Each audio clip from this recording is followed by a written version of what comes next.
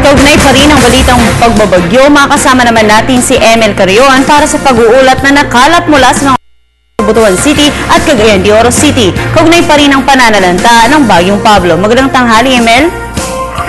Maraming salamat, Princess. Umabot na sa 795 families o 3,960 individuals ang nasa 14 evacuation centers sa Butuan City as of 7 a.m. kanina umaga. Sa report ay pinarating sa telebisyon ng bayan ni Dr. Ferdinand June Amante, Butuan City Mayor, 18 barangay ang apektado na malakas sa paghagupit ng hangin na dala ni Pablo kahapon. Kitang-kitang epekto dito sa mga bumagsak na mga puno kahoy, mga bahay na nilipad ang bubong at pagbaha sa mga low-lying barangay. Bumuti na ang panahon ngayon sa Butuan City pero nakabantay ang mga otoridad sa Buson River na nasa alert level 1. Sa relief center dito na ngayon sa FSUU ang father sa Tornillo Urios University.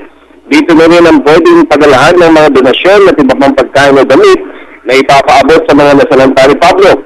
Sa bahagi naman ng CDO o Cagayan de Oro, ang PACSO, ang Philippine Alliance of Ex-Seminarians and Priests sa pamumuno ni Brad June Ramos ay 3 araw standby, nag-rescue at nag-relief operations at ang mga youth volunteers ito na nagitkulmo lang sa 7,000 katao.